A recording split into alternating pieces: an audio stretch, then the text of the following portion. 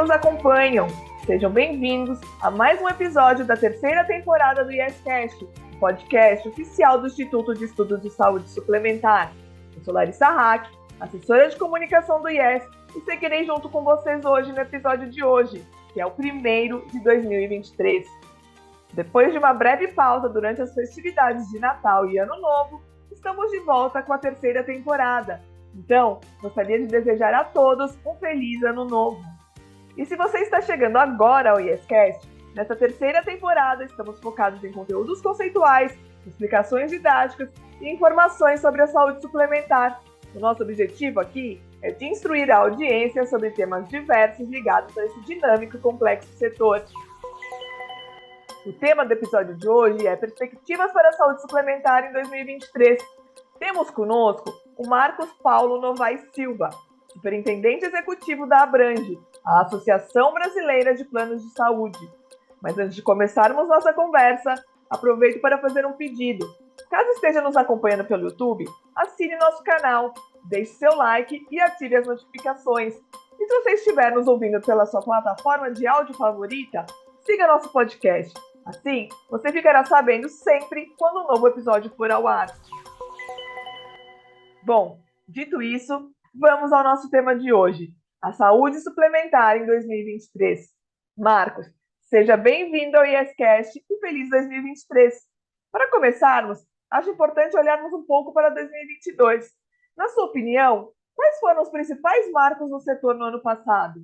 Olá, Larissa. Em primeiro lugar, gostaria de agradecer ao IES, ao Instituto de Estudos de Saúde Suplementar, na figura de José Sequim, e agradecer muito por esse convite, pela oportunidade de compartilhar um pouquinho de visão e de cenários um dos mais importantes setores da economia brasileira, se não o mais importante do ponto de vista econômico, é o mais importante do ponto de vista social. Bom, acho que o que marca é esse período que passamos.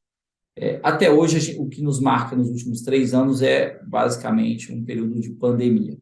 A gente teve, num primeiro momento, uma discussão muito grande em torno do vírus. Hoje, a gente tem uma discussão muito grande a respeito dos efeitos que esse vírus nos deixou, do legado que ele nos deixa, né? Em primeiro lugar, uma apreensão, um receio em relação à saúde, as pessoas estão mais receosas e elas vão buscar, claro, a estrutura, elas vão buscar médicos, elas vão buscar clínicos, no menor, na verdade, no primeiro momento de algum sintoma. Nós ficamos um pouco mais preocupados em relação à nossa saúde. Acho que isso fica evidente na utilização do serviço de saúde e a utilização do plano de saúde, onde até o número de consultas per capita, algo que variava pouco de um ano para o outro, ele cresceu. Então, passamos a média de 6 consultas em média per capita por ano. Também nos marca a introdução da telesaúde no país. Quer dizer, se até antes da pandemia a telesaúde ela era muito bem vista por todos, mas ela tinha um preconceito muito grande, principalmente das corporações médicas, né? Agora a gente, na verdade, percebe que é algo que veio para ficar, é um benefício a mais para as pessoas, né? Seja ela beneficiária de plano de saúde ou não, é mais um modelo de acesso, né? Então, as pessoas continuam fazendo as consultas no meio presencial, mas agora elas têm também a oportunidade de fazer no meio digital, naquele momento em que esse instrumento for, né, mais eficiente, mais organizado e mais efetivo. Marca também uma preocupação em torno da saúde das pessoas. A gente tem, na verdade, hoje uma percepção, a gente ainda não tem os números, todos, porque a gente está passando por esse momento, mas uma percepção de que aquele período de pandemia pode ter agravado a saúde da população. A gente percebe, por exemplo, o crescimento, o avanço das terapias oncológicas, terapias para oncologia mais avançada. Significa que a gente está tratando o quê?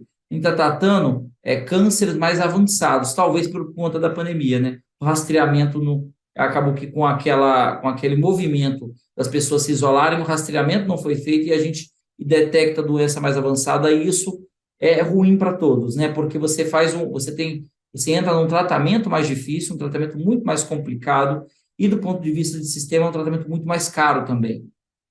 Então, a gente fica essa memória, né? Os custos na saúde suplementar estão exacerbadamente elevados. Havia uma percepção de que o custo seria alto em 2021. Em 2022, voltaria para uma normalidade do que era antes da pandemia, mas não foi acontecer. Em 2022, eles estão ainda mais elevados. Então, a gente já está com o maior prejuízo operacional da história da saúde suplementar no primeiro semestre, algo em torno de 5 bilhões de reais, quando a gente olha para os operadores de planos médicos. Então, a gente percebe isso. Percebe um grande desafio, muitos ganhos, né, de uma sociedade mais apreensiva, mais preocupada em relação à saúde, que inclusive fica preocupada em adquirir um plano de saúde, e o número de beneficiários cresceu para comprovar essa preocupação das pessoas em torno da necessidade de ter cobertura de saúde. A gente ganha também um instrumento novo da telesaúde, mas a gente fica mais preocupado quando a gente está vendo tratamentos mais avançados para doenças que estão mais avançadas, e também com custos também bem mais elevados. De fato, a gente teve muitos acontecimentos importantes, né? Eu gostaria, então, que agora a gente aprofundasse um pouco fazer uma análise sobre todo o imbróglio que envolveu a história do rol de cobertura, né, decidida recentemente. Quais serão as consequências e inseguranças geradas a partir da decisão do STJ, da legislação alterada pelo Congresso Nacional e sanção presidencial? Há um questionamento em curso no STF. Quais são as consequências e impactos provocados por essas mudanças? Bom, esse talvez seja o assunto que a gente chamaria de a bola da vez, né? É um assunto bastante técnico, onde a gente também tem toda uma preocupação em torno de se aventurar nele. Nós precisamos, na verdade, ouvir pessoas que entendam dos modelos assistenciais, que entendam dos modelos de avaliação de tecnologia. O que a gente percebeu é a falta de debate. Uma lei aprovada em 3 meses sem nenhum debate, e o único debate que houve, eu falo sem nenhum, mas sem nenhum debate profundo, houve um debate, apenas um, no Senado Federal, numa sessão de debates, quase que durante um dia inteiro, aonde todos os médicos e técnicos que estavam lá eram contrários à lei. Então, todos que eram técnicos e não são vinculados ao operador de plano de saúde, a gente tinha médico oncologista, a gente tinha engenheira especializada em avaliação de tecnologia em saúde, trabalha no mais importante, um dos mais importantes hospitais do país, na área de avaliação de tecnologia. A gente tinha médicos clínicos geral, a gente tinha uma série de profissionais preparados para aquele debate tecnicamente, e que todos eles eram contrários a uma lei aprovada por unanimidade, o que nos é estranho, né?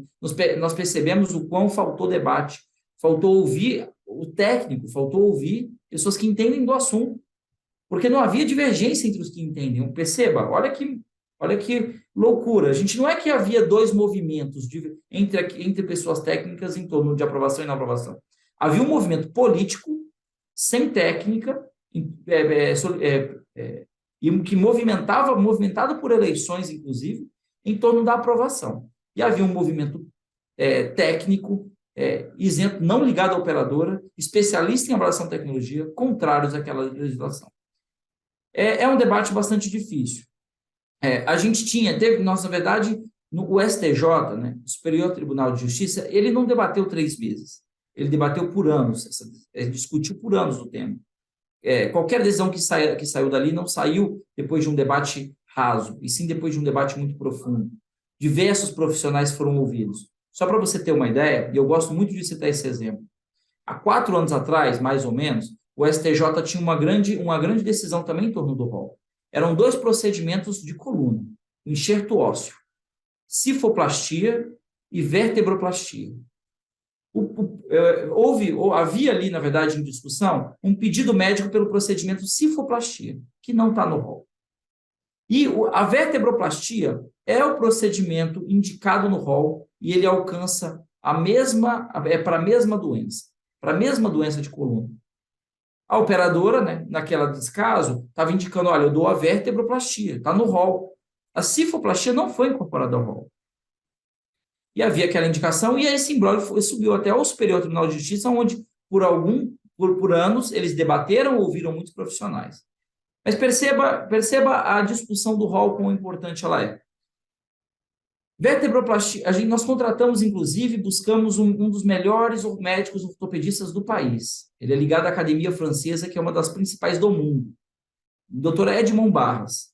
O Dr. Edmond Barros, ele avalia as duas tecnologias e ele indica o seguinte: ambos os procedimentos são eficazes, ou seja, cumprem a lei, inclusive, aprovada no Congresso Nacional e sancionada.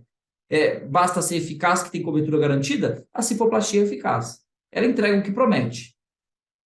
Mas a vertebroplastia também é eficaz. Ambos são eficazes. A cifoplastia não é efetiva. E aí ele explicou o porquê. Ele falou, olha, a cifoplastia custa 6 vezes mais cara que a vertebroplastia, para entregar um resultado que não é melhor. E detalhe, ele trouxe um detalhe importante. A cifoplastia, que foi o pedido médico, ela tem mais risco para o paciente do que a vertebroplastia. E ele explicava por quê. Por conta de a cifoplastia utiliza um balão, esse balão ele infla os ossos da coluna para fazer o enxerto. Mas ao inflar, ele pode prejudicar o osso de cima e o osso de baixo. Você a longo prazo, pode estar gerando um outro problema para aquele paciente. Por isso, o doutor Edmond Barros é adepto do qual? Da vertebroplastia, que traz menos riscos nesse sentido. Então, uma é mais segura. Ainda que a cifoplastia não traga grandes riscos, ela traz mais risco do que aquilo que está no rol.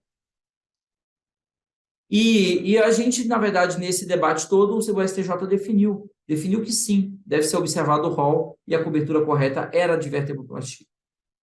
Percebam como profundo foi esse debate, né? Passou por segurança do paciente, o que estava no rol era mais seguro. Passou por uma avaliação de custo-efetividade, e o que estava no rol custava 6 vezes mais barato, porque não envolvia órtese, prótese, material especial. Passou por uma discussão sobre eficácia. É o único ponto que ambos eram eficazes. Então, a gente percebe, na verdade, um pouco disso, Larissa. A gente precisava ter descido mais, tecnicamente, no tema. Nós somos representantes operadoras, nós temos uma posição política, eu entendo, mas para lá de ouvir ou de entender que há uma posição política de representantes operadoras, vamos ouvir técnicos especialistas no tema. Se a gente não ouvi-los, a gente corre o risco de levar para um movimento de mais insegurança para o setor, é onde a gente está agora. Porque se agora um médico escrever que ele recomenda uma cifoplastia, nós vamos ter que dar a cobertura de cifoplastia. Infelizmente, nós vamos ter que dar, porque ela tem comprovação de eficácia.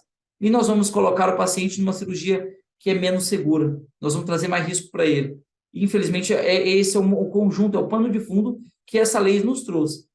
Daí a importância de que ela seja avaliada no STF, ela fere sim nossa legislação. Tem uma ação judicial correndo, a Abrange solicitou um pedido de participar com o amicus curiae e pretendemos levar técnicos, médicos, especialistas em avaliação de tecnologia em saúde para nos ajudar nesse tema. Bom, questão do piso nacional de enfermagem também criou embaraços para toda a cadeia de valor na saúde, né? Estamos vendo essa situação também preocupante para o novo governo. Quais são as perspectivas para 2023?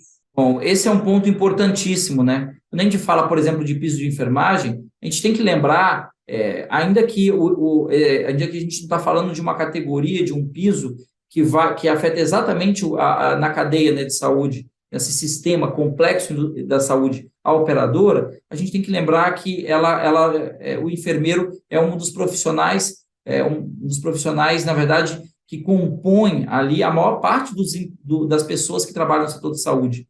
São 1,2 milhões de profissionais entre enfermeiros, técnicos e auxiliares. 1,2 milhões de pessoas.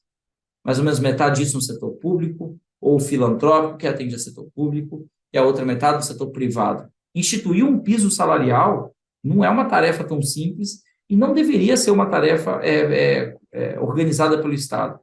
Ao instituir piso, ele desconsiderou, por exemplo, regionalidades. Então, vamos lá. O piso para o enfermeiro trabalhar em São Paulo é o mesmo do que ele trabalhar lá em Cataguases, minha cidade natal, em Minas Gerais. Só que o aluguel em Cataguases é em volta de 600, 700 reais. Um aluguel em São Paulo é mais do que um salário mínimo facilmente, em média. Estou falando do aluguel que é 2 vezes mais caro. O deslocamento em São Paulo é muito mais difícil, complicado, do que na minha cidade de Cataguases, onde o deslocamento é a pé. Então, assim, no fundo, a gente desconsiderou todas as regionalidades. Então, a gente tinha que colocar isso tudo, acho que nessa cesta, para avaliar e entender que nós não vamos melhorar a remuneração de nenhum profissional no país, no base da caneta e no base da lei. Nós vamos precisar melhorar como? Como melhorando a formação, melhorando a eficiência e efetividade do trabalho, fazendo com que o valor do trabalho, quer dizer, que a gente consiga produzir mais. Se a gente produz mais, nós geramos mais recursos, gerando mais recursos, a gente tem mais para dividir entre as pessoas que produziram. Então, a gente tem que passar por uma avaliação mais atenta. Muito nos preocupa esse tipo de decisão, traz um aumento de despesas e custos muito elevado no setor. Esse aumento de despesas na área hospitalar e nas clínicas e laboratórios invariavelmente vão repercutir nas faturas dessas instituições que são pagas pelas operadoras. Então, no momento em que os custos já estão elevados, os reajustes elevados à sociedade já está conclamando para dizer que não dá para ter reajustes mais elevados. Então, acho que a gente tem que ter uma grande conciliação aqui, entender até onde a sociedade consegue ir, até onde ela consegue pagar, e até onde a gente consegue ir nesse mundo, todas essas demandas que a gente tem, sociais e profissionais. Tu merece uma avaliação bem profunda, né? O impacto é grande. Bom, agora vamos olhar um pouco mais a fundo para esse ano que chegou. Na sua opinião, quais serão as principais pautas e perspectivas para a saúde suplementar em 2023?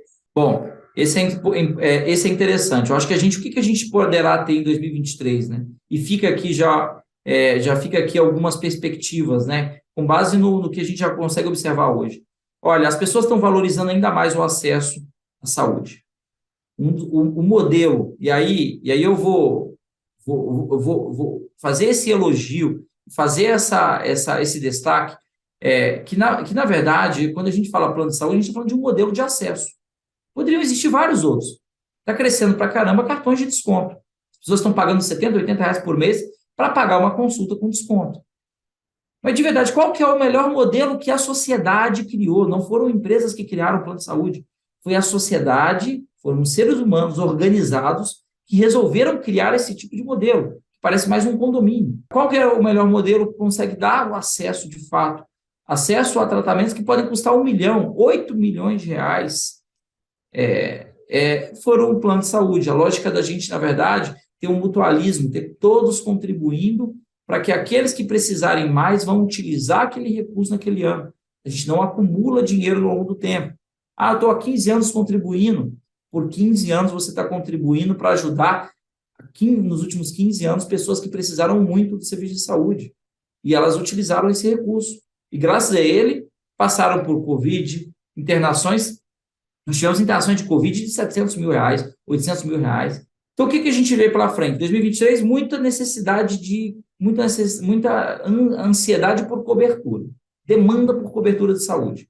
Então, a gente percebe espaço para crescimento do número de beneficiários de plano de saúde, a gente percebe um espaço. Só que a gente tem um grande dilema. Para crescer, precisamos gerar mais emprego e renda. E, do ponto de vista econômico, a gente ainda tem um cenário bastante nebuloso do que poderá acontecer em 2023. A gente continua ainda gerando empregos, geramos muitos empregos, talvez seja um dos anos aqui, esse ano e o ano passado, mais importante do ponto de vista de geração de empregos, isso contribuiu para crescimento de plano de saúde. O 2023, a gente tem uma expectativa que não vamos conseguir gerar empregos como a gente vinha gerando até agora, mas que a gente sim vai ter ainda algum saldo positivo na geração de emprego. Isso deve contribuir, já que a demanda por plano de saúde é latente, deve contribuir para um crescimento do mercado de plano de saúde. Mas a gente tem um grande desafio pela frente. Grande desafio porque a população sente falta renda da população e para empresas para adquirir produtos que estão cada vez mais caros por decisões nossas. Nós estamos colocando cada vez mais custos dentro dos planos de saúde e nós estamos tornando ele cada vez mais caro. Cada vez mais caro, a gente também está eliminando pessoas que poderiam ter adquirido aquela cobertura. Então, a gente vai ter um grande desafio para conciliar custo, preço e demanda em 2023. Mas a expectativa é que ainda vai crescer, mas crescer a taxas menores, crescer bem menos. Marcos, agora vamos pensar nas características do ambiente da saúde suplementar. A gente vê uma judicialização grande. Como a Abrange vê essa questão?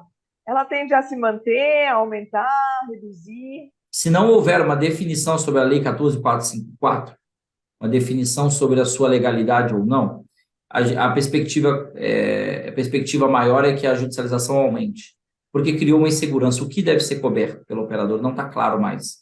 Não está claro qual é a cobertura de verdade. Porque a partir do momento que a gente diz que basta ter eficácia, a gente criou uma total falta de segurança do que deveria ser ou não coberto. Bastou solicitar um procedimento que tem comprovação de eficácia, a gente não tem mais discussão. E se o outro procedimento equivalente já está no rol, e aquele procedimento equivalente é mais eficaz e ele é custo-efetivo e ele traz mais segurança para o paciente. Como operadores, a gente tem que sugerir, tem que falar para esse beneficiário e, eventualmente, para aquele médico que a gente daria cobertura do rol, mas a gente perdeu a baliza do rol, que agora a gente diz, olha, eu vou dar a cobertura do rol, mas ele diz, não, eu quero fazer esse procedimento, não quero fazer a do rol. E a gente não tem mais condição de argumentar, a gente tem que aceitar essa justificativa. Isso vai gerar judicialização, sem dúvida. Não está mais certo o que será ou não, qual deverá ser ou não o procedimento coberto. Aquele procedimento que, por exemplo, foi avaliado pela ANS e foi negada a sua incorporação no rol, e aí está sendo solicitado, ainda que ele comprove eficácia, ele deve ou não ser coberto. Ele teve a sua cobertura negada na avaliação. Não está claro se ele deveria ou não ser coberto, dado que ele pode apresentar, de novo, que é eficaz, ele pode não ser seguro e ele pode não ser efetivo, e a priori, por conta de uma legislação mal construída, ele teria que ser coberto. Então, a perspectiva, sim, é se não houver uma solução para essa legislação, que a gente vai gerar um tamanho cenário de insegurança do que deve ou não ser coberto e que deve levar a maior judicialização. E eu acho que, assim, todos perdem, né? A gente gasta mais recursos que são finitos, né, e recursos preciosos em discussões judiciais, a gente atrasa tratamento das pessoas que poderiam já ter iniciado com itens, com procedimentos que já estavam no rol e eram mais seguros, mais eficientes e eficazes. A gente atrasa tratamentos e a gente, na verdade, prejudica a todos, né? Infelizmente. Mas vamos torcer para que a gente haja ali uma discussão e uma ponderação sobre o que é essa Lei 14.454, sobre o âmbito da sua legalidade ou não. Bom, falando agora um pouquinho, né, do que a gente já começou a falar, você falou da pandemia, né, ela acelerou muito o uso da tecnologia na saúde. Um exemplo foi, inclusive, a telemedicina, né, que veio para ficar. Quais são as perspectivas para essa área? Pensando não só na telemedicina, mas na integração de tecnologia no geral. A interoperabilidade, o prontuário eletrônico. Bom, são infinitas, né? Eu acho que a gente tem agora um grande caminho a trilhar do ponto de vista de tecnologia para auxiliar o profissional médico, o profissional de saúde, o enfermeiro, na condução daqueles tratamentos. O prontuário ainda vemos também grandes desafios, principalmente de padronização e de visão também, né? Há pouco, por exemplo, estava numa reunião na FGV, Rio de Janeiro, uma reunião importante, com um grupo importante, e uma representante de médicos, né, de Conselho Profissional de Medicina, falando assim, não, mas o prontuário ele é de propriedade do médico. Então, a gente percebe como avanço a gente tem que percorrer, né? Eu não estou dizendo aqui que o prontuário é do operador, longe disso, ele não é do operador. O prontuário é do paciente, ele não é nem do médico. Aquilo são as informações do paciente, cabe a ele. O médico também precisa ter uma cópia, sim, porque ele é corresponsável daquele atendimento. É todo sentido ele ter uma cópia. Mas daí a falar que o médico é o proprietário da informação de saúde, sua informação de saúde, longe disso. Acho que a gente tem tabus para quebrar, né? Em grandes tabus. Então, o primeiro tabu deles, quando a gente fala de prontuário, é o entendimento geral e dos profissionais de que o prontuário é, sim, do paciente. Cabe, sim, a guarda desse prontuário ao profissional ou à instituição que o atendeu. A guarda dele vai ficar lá no hospital, vai ficar com o médico, mas aquele prontuário vai estar com o paciente, vai estar guardado com a instituição, mas vai estar andando com o paciente, que seja em papel. Ainda que seja em papel, vai estar andando com o paciente. Deverá ser assim. Esperamos nós que seja digital. Melhor, né? Fica mais fácil carregar. Então, a gente tem tabus para quebrar. Tirando esse tabu, a gente tem um grande desafio, que é de padronizar o prontuário.